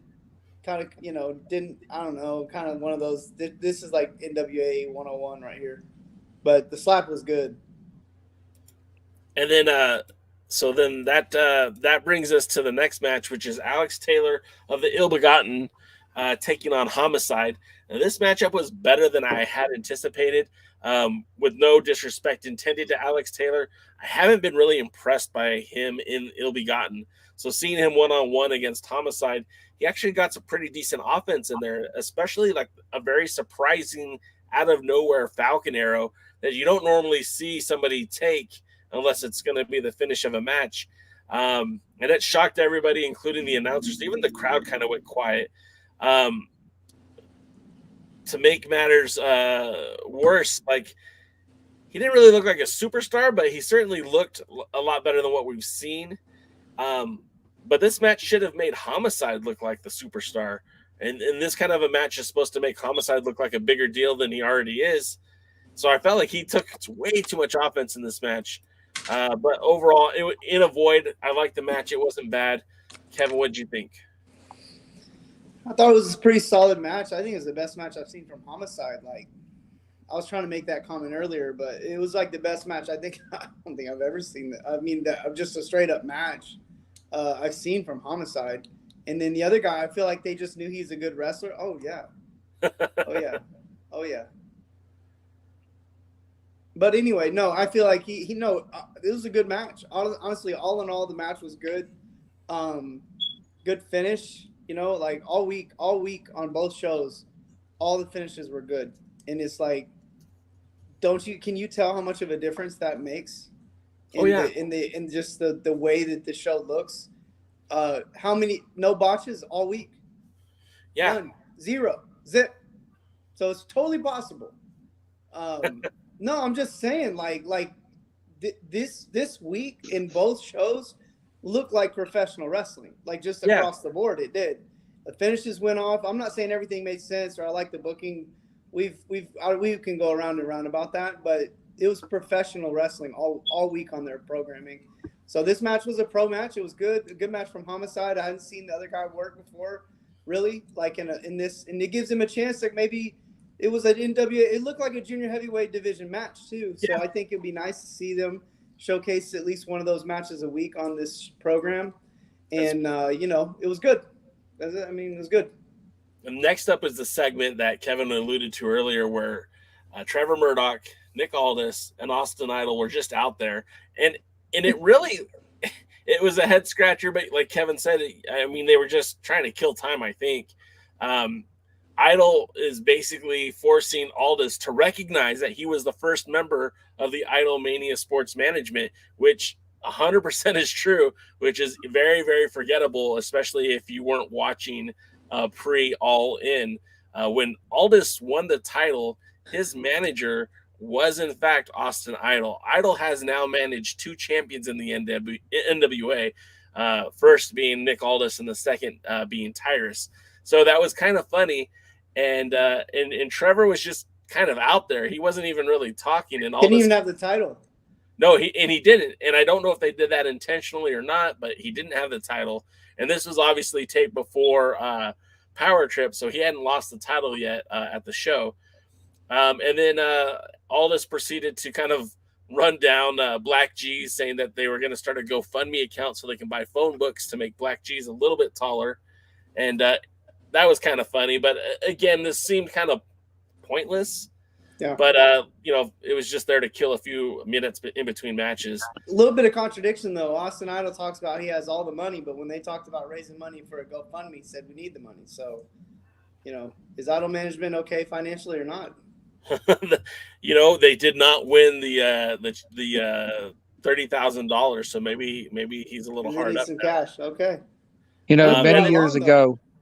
Many years ago, Austin Idol was part of a program where he didn't show up for a TV taping because he didn't have 1 flat tire, he didn't have 2 flat tires, but he had 4 flat tires. I kind of hope that happens now all the time for the tapings. He just doesn't show up because somebody slashes his tires. You're gonna get the chat fired up because there's a couple of Idol Mania Sports Management fans in the house. Next, a lot of people smoke way too much pot too, and apparently they're all Austin Idol fans. The main event for USA is a relatively fun match with Doug Williams and Jay Bradley. Now, when you talk about the fixers, typically you don't see Bradley without Legursky, and that was definitely the same. But we didn't get a whole lot of interference from Legursky. Like normally, I would imagine that there would be a lot more double team or cheating, and it was mostly clean. Like they did kind of have some interference, but all in all, it was a fun match. It was a styles clash for sure. And Doug Williams just shows you how good of a wrestler he is. And when I was watching this match, I kept thinking about Jonathan Gresham and how much I really want to see Doug Williams wrestle Jonathan Gresham. But the match is Doug Williams to win. He gets the victory with a victory roll after some shenanigans by the Fixers. Like I said, the interference was minimal. It was a fun match. Kev, what did you think? I think it's the same. I mean, I think Doug Williams showed you really the value of being a solid wrestler against a bigger guy, because when you can wrestle and you're using literal leverage, leverage you would use even in like a shoot type situation, but you're just working it. It makes it look believable. So when he's, arm barring a big guy, like guy bigger than him, or doing moves to him, these are moves that you would be able to use against a really big guy, and they work. Yeah. So it wasn't a bunch of Jay Bradley having to do a bunch of like unbelievable stuff, right, for Doug Williams. It really had the look of, Doug Williams really could be a junior heavyweight wrestler almost, just because he's not big. He's very stout, but he's not big. Jay Bradley is a legit heavyweight, and just by wrestling, just straight up wrestling, Doug Williams made it believable. Really kind of surprised. I mean, if they're going to have interference, usually you win. So I thought that was a little bit kind of head scratching. It's like, if you're going to have interference, you might as well win the match. If you're going to lose the match, then, I mean, it kind of made the Fixers kind of look kind of like buffoons. But, what would be nice to see is maybe they get their heat back at the Crockett Cup against Doug Williams and Davey Boy. That'd be a heck of a match. That'd be a hard-hitting – that'd be a match to see. But the match itself, like, what do you have to say about that match? There's really nothing you can say but that it was a professional wrestling. It was a very professional match. And even having interference, the finish was good. Yeah. They did the right thing. And you're right. It kind of made the Fixers look like buffoons, but that's kind of their gimmick anyways. So it kind of fit as far as I'm concerned. But so that was the end of NWA USA. Let's jump right into NWA Power, and we talk about real quick. Fixers. Yeah, go Before ahead. we get into the NWA Power, I just saw Devin posting about how he said "idol's the shit." Replace the word "the" with "drizzling," and you may be correct. But he said it's not because he's stoned. I thought that was nice. I think he's implying that he is stoned, and it's not because he was stoned. But let's get to not just Power. Because I'm stoned. Let's get to Power. So Power, oddly enough, we end USA with the Fixers, and we start Power with the Fixers. This was kind of a long, drawn-out segment, but I get why they did it. Of course, it was rumored, speculated, reported on that the original Kingdom would not, in fact, be at Crockett Cup because of their commitments with Impact Wrestling. I feel like this was discovered at the Power Trip premiere live event, and knowing that was the case, I feel like the NWA tried to make chicken salad out of chicken shit, and they put the Fixers versus the original Kingdom, and they made this into a Crockett Cup match, the first round of the Crockett Cup. So they bring out Billy Corgan. He announces that it's no longer going to be a no DQ match. It's going to be a Crockett Cup match. And I thought that was pretty, the way they tried to build it up was pretty funny, especially when they start pulling out all the weapons, and Jay Bradley had a Barbie doll stuffed into his pants. And more disturbing was one of the legs was hanging out, which did not have the best visuals for television, but it was funny, which, again, lending that whole thing about the buffoons, it kind of played in its place. So no longer a Falls Count Anywhere match. The tournament, again, this was a tournament match. I kind of thought before before I knew about the situation with Original Kingdom that they would be advancing in the tournament, but knowing now that they were going to be at Impact, it makes sense. But this wasn't an easy match for them. In fact, the Fixers came out looking really good, really, really good. Like probably the best they've looked. There was a lot of versatile offense, some maneuvers that I hadn't quite seen before from the Fixers. And they put the former Ring of Honor champions in trouble early and often. Wrecking Ball got the pin for the Fixers following the double team brainbuster on Matt Taven. And I was shocked. I was surprised. Kevin, what did you think of this match? I felt like, you know what kind of match? This reminded me of like a match that you would watch the FTR have, or Dax, the Revival, FTR, whatever. Yeah. Because it was just a really cerebral match, all across the board, well thought out match. Sometimes well thought out matches don't get executed well. This one was executed well. The one thing also has to be noted about this show and both shows, I felt like really, was the crowd was really, really into the matches, especially the main event, which I just was so excited. That really made my night, or made my that really got me into it because the crowd was just really into these matches, and I just always that lets you know they're really bought in. And we've talked a little bit about this before, and I think it kind of goes to show that like you get into the right situation in front of the right people and you get a good crowd. The match. I mean, it's just really hard to say there's anything to be desired. Big props to the NWA really, because this is a big win for the Fixers, and they need it. And I think they need the momentum. And I would not hate it if the Fixers won the whole thing, because I really think they might be one of the best things going in the NWA right now. They just know who they are, you know? Like, I mean, even the part where the big guy was fake, like the part where the big guy faked like he was going to do a suicide dive, they caused the other guys to duck out of the way. And then Bradley comes around and double tackles him. And I'm thinking, man, that's the type of stuff FTR does, you know, where they really like, they really think stuff out. And when they think it out, it makes sense too. It's not just doing complicated stuff just to do complicated stuff, and doing it in a time that gets a reaction. All of that takes not only thought but execution. And again, it's like having a great idea in the back and actually executing that idea out in front of people is not always an easy thing to do. But I just thought all across the board it was a good match.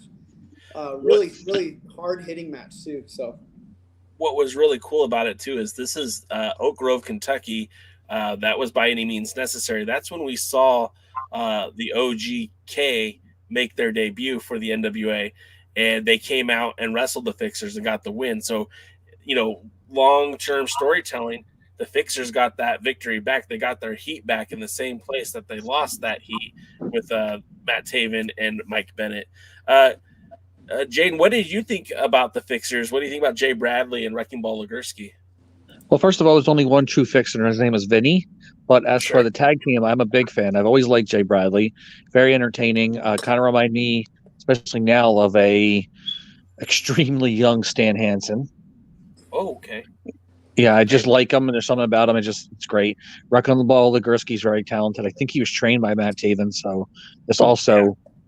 I think what happened is they threw together a tag team and threw a name on them, and they clicked and they worked really well, and they liked what they got. And next thing I know, they decided to go. Can you actually show the bracketing for the Crockett Cup again? Because I'm curious. Yeah. If the Fixers do win the Crockett Cup, I want to see what the road would be like.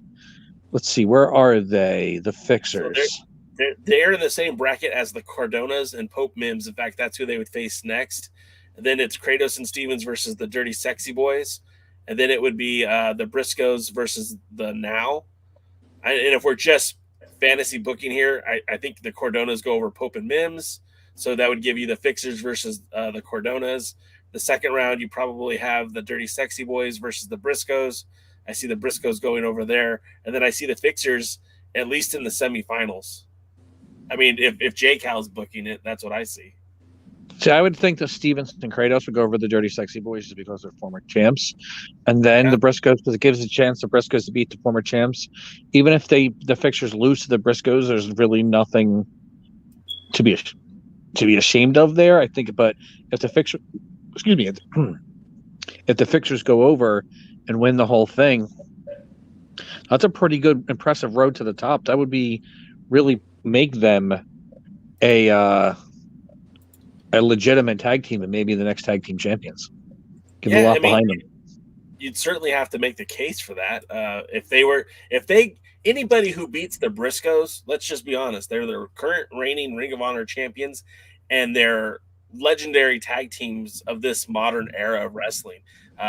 Anyone that goes over the Briscoes, I think, certainly qualifies for a world tag team title match. And they might be the team that wins it all. So if the fixers end up losing to them, I don't think that's not a slide on them at all, just like you said, Jaden. The next match we get. So I just to kind of piggyback off that, I do think that if you're the NWA and you play your cards right, you can end up with 2 number 1 contenders for the world tag titles out of this. Because you could easily get La Rebellion to the semifinals and have them lose in the semifinals, and then have the fixers go on to win the finals and have these all be NWA kind of based teams.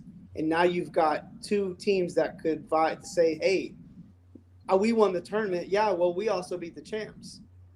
And so, again, I think if the NWA is smart, there's no benefit for the Briscoes, the Cardonas, any of these teams really winning the Crockett Cup. There's really no benefit. You bring these guys in you bring these teams in knowing that they're, them knowing that they're coming in to kind of help out, to give a good rub to the.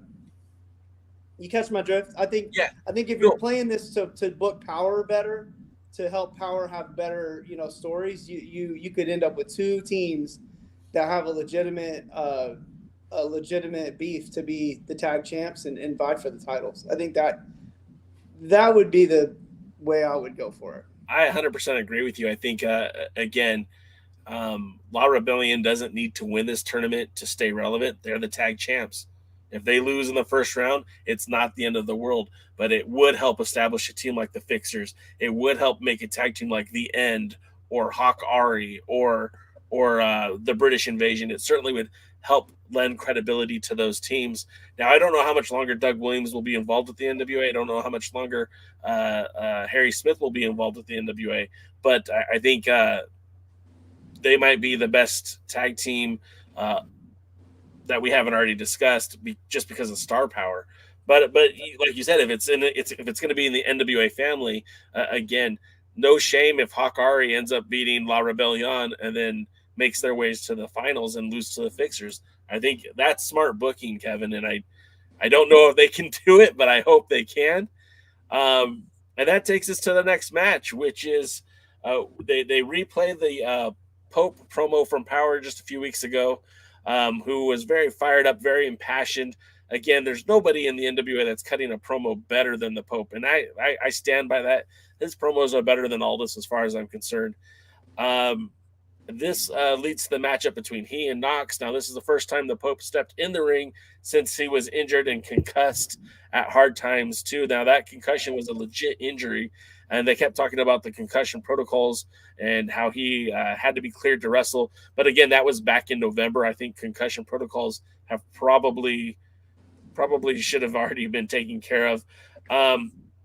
Knox's reaction from the Kentucky crowd could be measured in cricket chirps. He got absolutely nothing. The crowd didn't care. But when Pope got out there, he got a great ovation. The match started very quickly with Pope showing a ton of intensity. The match spills out to the floor of Valor Hall. The Pope is just taking it to Knox. I mean, with obvious reasons, too. This is the guy that potentially could have ended his career. Mike Knox connects with a crossbody out of nowhere that changes the whole momentum of the match. It's still very competitive, but now Mike Knox takes, at that moment, is basically control. He pulls off the turnbuckle. We know at some point the Pope is going to hit that turnbuckle. Eventually he does. And then it gets followed up with a Mike Knox, like, I don't know what you call it, like a hip attack in the corner. And that ends the match 1-2-3. Mike Knox goes over in his first victory, I guess not his first victory, but his first big victory against a premier talent like the Pope. Kevin, what did you think of this one? feel like this was the match that I wish I didn't know the outcome of. Yeah. Because it would have really been fun to watch this one without knowing. Because it really was a good match. Like, again, kind of going back to the same thing as Doug Williams. Pope is significantly smaller than Mike Knox. But at the same time, the stuff he did was believable. It wasn't like he was just manhandling him. And, you heard me talk a little bit about this when I complained about the Thunder Rosa Kamille match. It's like you can go out there and be fired up and, like, beat the crap out of somebody and really show that without taking advantage of the fact that it's a work. And so, again, that's just a really important – that's just savvy, like knowing how to – that's just knowing how to wrestle. And really, in other cases, maybe you know how to wrestle. You just got to keep your ego in check.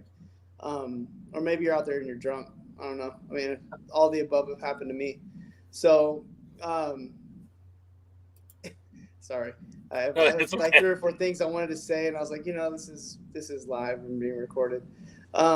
So, I like this match. I mean, technically, it was really sound, especially for the brawl kind of match.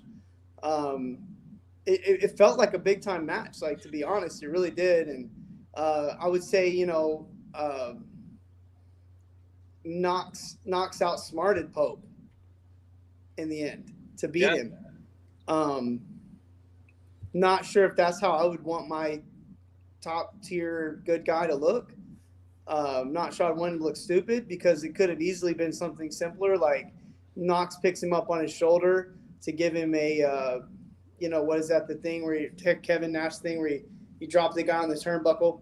Yeah. Snake eyes. Eyes. He appeared to give him a snake eyes, and his feet smacked the ref, just enough to knock the ref down. And then, Pope maybe makes a tiny comeback there, and Knox boots him, throws him back up on the shoulders, pops him on the top turnbuckle. Pope falls back. By that time, the referee's rolling over. Mike Knox rolls him up 1, 2, 3. And that way, it's not like he outsmarted Pope. He out-cheated him. And, the referee, he didn't hit the ref, so it wasn't like a real ref on purpose. Something like that, I felt like would have made Pope look better, because I really didn't like Pope losing this match as like a Pope fan, Yeah. There's a lot of times you see this happen with really over baby faces, and I don't think sometimes they realize how much this hurts the momentum of the baby face, But at the same time, I mean, Pope could turn around and in 2 matches be the NWA champion, and nobody would think twice about this match. So all in all, it was a good match, though. Like, it was a good match. There's just really nothing you could take from it. I just didn't really like Mike Knox outsmarting Pope there at the end. The ref kind of allowing it a little bit. The ref kind of didn't seem like he really cared that he took the turnbuckle off, but now I'm nitpicking. And did you see how he kind of just put the turnbuckle back on top of the That was kind of funny, actually. I laughed. I thought it was funny, like, because you're right. The announcers even said, like, he can't tie it back up. Yeah. And so you just kind of like, what are you going to do? Jaden, what are your thoughts on the Pope? Or let me ask you a different way. What do you think about the Pope in the NWA? What do you think about Mike Knox in the NWA? And what did you think about what Kevin and I said? I've never really been that big of a Mike Knox fan. He showed a tiny bit of potential in his early ECW days, and then it just kind of went downhill from there. The Pope should be one of the biggest stars in NWA and should be promoted as so. There is a lot of talent, if you really think about it, in the NWA that really could make them be perceived a lot bigger and better if they were used properly. Even Aldis, Murdoch could be used better. The Pope definitely could be used better. If they could take advantage of the traveling, visiting talent that they have and use it better and make people want to see these matches. Booking is really the hampering factor when what's going on. Anybody who I think knew what they were doing could use a lot of this talent better, and the Pope especially. If he's not going to be your TV champion, maybe you make him your national champion and then build him up to be potential world champion. Because while he is a little older and a little smaller, he can talk and he can go in the ring, and he even made Mike Knox look interesting and listening to Kevin. Yeah, that's legit. Let's talk about the main event, because my good feelings for the first 2 matches didn't really follow the main event. And Kevin, I know you said that there were no bad matches, but I don't know what we were getting here. I really felt like this was a homecoming for Anthony Mayweather. I know this match was billed out as the hometown hero versus the national champion. His family was in the crowd. I heard the announcers mention that multiple times. But literally, this match started off with about 5 minutes of stalling. You had Adonis outside the ring, jaw jocking with the fans ringside. It just kind of rubbed me the wrong way. I'm like, we had two really good matches coming off of last week's really good show too, and then this match is like it just starts off very, very slow, and I never even felt like it really built up. The crowd was fully behind the former Crimson. They were booing the national champion Adonis. Once it finally got into the ring, Adonis kind of took control of the match, and he was the more dominant competitor. He locks in the master lock, and somehow Mayweather is able to reverse it into a pin. He didn't break the hold. He got a pin. The referee counted it as a 1-2-3 with a roll-up, and we have a new champion. So I'm very grateful that we do have a new national champion. I just felt like this match was very lackluster and very anticlimactic. Kevin, what did you think? I'm going to just make a bold assumption, because I've been in this situation before, even in a TV situation, and it's just it can happen to anybody. But when you get a crowd like that, that's just like on fire, like they were scorching hot. Like, I mean, really, like they reacted to every little simple detail, right? Like, I mean, could you tell? And if you couldn't, go back and watch it. Like, they were so hot, like I haven't seen a crowd hot like that. I mean, it's just, you don't see that very often. You just don't, especially today when people are too proud to cheer and, too cool to like be worked, so to speak. Yeah. Where everybody think they know what's, it's like, oh, I'm too cool. I know what's going on here. I'm only going to cheer for the cool moves. This was like it kind of felt like a throwback. And it's really funny because I think when you have a crowd in the palm of your hand, kind of like that, which doesn't always happen, but when it does, it almost makes it hard to have a good, like a really technical, like good worked match. And I know that sounds really contrite and really kind of like, huh? But it's like, you don't have to, because they're just so everything. I mean, you could just walk over and like thump him and, or he could block your thump and they'd boo it. It's like, whatever. I just think they may have got kind of caught up in the hometown Anthony Mayweather kind of thing, because they really were a hometown crowd. Yeah. And it just, that I really I think that's what I liked about this match, Jay. I mean, it wasn't the work rate. Okay. And the match that comes to mind, and, I'm not saying this was a match that changed the course of wrestling history, launched anybody's career into an era-changing an era-changing type of thing. This is not what I'm saying. I'm just saying it reminded me of this match a little bit. It makes me think about when Steve Austin wrestled Shawn Michaels at WrestleMania 14. And again, I'm not saying it was an era-changing match. I'm not saying that's not what I'm saying. I'm just talking about the general psychology of the match. The crowd was just so hot in that match, and nobody could really tell that Steve Austin had broke his neck, and Shawn Michaels' back was literally just like barely holding on by a thread. He didn't wrestle for like 4 years after that. He was so jacked up.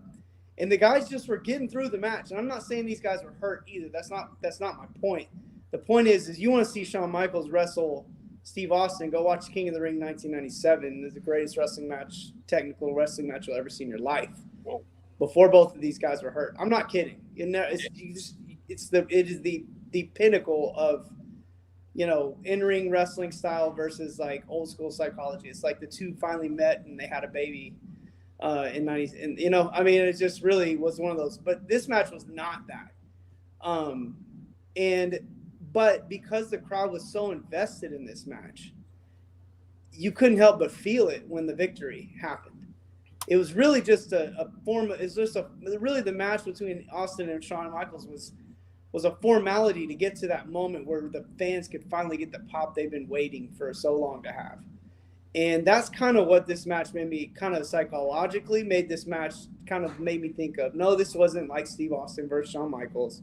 No, nobody's career got made or any of that. I have to reiterate it because if it comes up in conversation, I already said it. The point is that the psychology of the match really overtook the technical side of it. And to me, as a guy being in the ring, you'll take a match with that kind of reaction over your best technical match. They got lukewarm reactions any day for the rest of your life. Yeah. So this is a moment I think that Mayweather probably will always remember, to be honest. Like it's a moment, it'll be a moment for him. And even his hometown fans will probably always remember it, his family, his kids and stuff. For us, we're watching NWA Power on TV. We're not there. So it's like, we're looking for this great match between these two guys, but in a way, the match felt appropriate for what it was. Could that have been a better match? 100%. But did the guys do what they needed to do to do exactly what they were there to do? Absolutely. Like they did it 100%. Chris Adonis worked the crowd and really agitated him. That's what the heel's supposed to do. Right. No, it wasn't masterful. No pun intended. It was a basic match. You had the shine the baby face. You had the heel, giving the heat. You had a big comeback. You had a kind of a little false kind of finish scenario. And then you really got a payoff at the end. There was no fake payoff. It was just straight payoff. So on that regard, that's what I would say I liked about the match. I agree with you, Jay. It wasn't the best technical match, but when you talk about just all elements, it had an element we haven't seen on the NWA in a while. So I just suddenly realized that you guys were talking about this. This was actually being recorded at the Tried and True, and this was a real wrestling crowd instead of the bunch of trained seals that they usually have at an NWA taping. That's actually a huge thing. Look at The Rock versus Hulk Hogan. That was not in any way, shape, or form a masterpiece in the ring, but it was a masterpiece in psychology, and that crowd ate up everything. Dr. Lawrence Zirconium always says, when people come back, what do you think of the match? I never hear him say, oh, that was great, the technical match. He goes, I heard it. I heard the crowd. The crowd loved it. That should be the most important thing, is if the crowd is enjoying it and more people want to see it. We've got too much recently in wrestling where people talk about high spots and they made up word work rate and talk about how, they did 9,000 flips and they hit 17 German suplexes in a row and they did all this great wrestling stuff. But reality, the real thing about wrestling is suspending your disbelief and getting emotionally involved. Doesn't matter what you do inside that ring, if the crowd loves it and they get emotionally involved and they believe it, then that's the most important thing. And sounds like they believed Mayweather. And now that he's national champion, maybe we could see him really strive off and break out and make the NWA USA his home and see a lot of great things from him. I hope your words resonate with Billy Corgan, especially with as many premier live events that could potentially happen with Tried and True Pro Wrestling. If they're in Kentucky, I mean, I would be totally down with them just filming those premier live events in Kentucky or in Tennessee with those Tried and True crowds and using that as your footage for NWA USA. I think that would be awesome. Because you're, as what would Luthez said, enjoy the crowd better than the timid one on their best behavior at the GPB. This was a hot crowd, no doubt about it. Kevin's right. Jaden, you're right. A hot crowd makes a match a lot more better. And I do totally see that point to you, Kevin. Could you imagine that match with a dead crowd? That would have been awful. But that's it, man. That was Power Trip. So we got through USA, Power Trip, bracketology, and Crockett Cup talk. I mean, man, we covered so much in 2 hours. We kept it to under 2.5 hours this time. So 2 hours, we're done. Jaden, I know that there's an event coming up very soon in New Jersey with your friends at Dangerous Adrenaline Wrestling Gladiators. Hit the plug, my friend.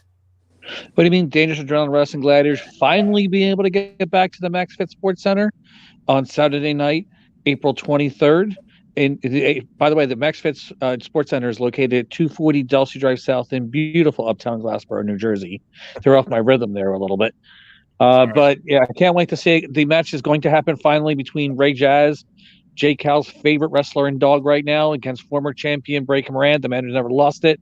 This is going to be it's going to be either the man who never lost it regaining it, or the guy who has been dominating the Dangerous Adrenaline Wrestling Gladiators since he's been the champion, Ray Jazz, finally putting that nail in the coffin, that final stamp of approval for his championship reign. So I'm really looking forward to that.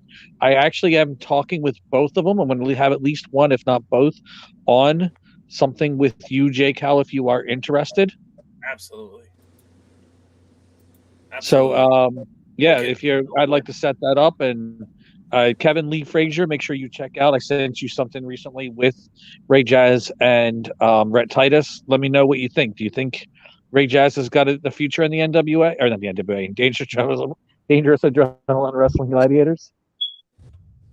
I'll have to check it out. I didn't get to quite check it out, so I'll have to check it out. Give you an opinion next time. All right, and also I know IWA Vintage has an event coming up, I believe, in 2 weeks. 2 weeks from this Saturday.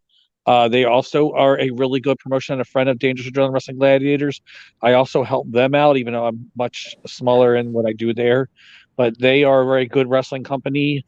Make sure you support them. They have a match coming up with Geddy Calhoun taking on Eric Martin. Eric Martin, Ring of Honor student, graduate, also trained by Mike Keener of ECW fame. And also spent some time training in Germany to get better. Really, really talented wrestler. So I'm really looking forward to that. And I do have to apologize. I have to actually go real quick because my phone is about 14% and looks like it's dropping quick. So I'm going to let you guys do. So make sure you hype everything.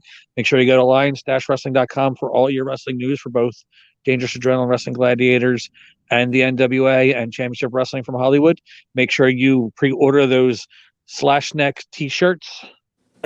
I gotta get those. Available soon for alliance-wrestling.com. That'll be hottest seller since the ham sandwich one. And yeah. And make sure you check out Dog Pro Wrestling at dogprowrestling.com. That's DAWG prowrestling.com. Make sure you check out and then click all the links and add us on the YouTube page. Thank you very much, guys. Thank you. You have a good night, Jaden.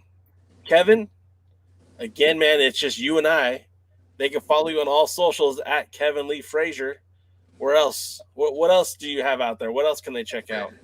Yeah, you can go to YouTube, check out Kevin Douglas Wrestling, and you'll get plenty of wrestling matches on there. That'll be a great place for that sort of thing. You can also Google Kevin Douglas Wrestling too, and they'll have match listings and all this stuff. Those amazing people out there that know more about my career than I do. So yeah, there you go. Thanks everybody for tuning in. The chat was really awesome tonight. I'm seeing some new faces in there. So, and it's crazy, Jay. I had no idea. Like, I didn't see it. I've never even thought about you looking like Kevin Owens. It's news to me, man. So anyway, yeah, appreciate you guys. Everything's been great. So, come check me out on social media. All right, guys. Well, thanks again for tuning in, and until next time, we'll see you at the matches. Good night now. Thanks for joining the stream. This has been a presentation of alliance-wrestling.com. We genuinely appreciate your support. Would you consider subscribing so you'll never miss a future episode? I'd also like to remind you we do a live stream every Tuesday at 5 p.m. before NWA Power. You can find us on social media at The Alliance Blog. And until next time, we are The Alliance.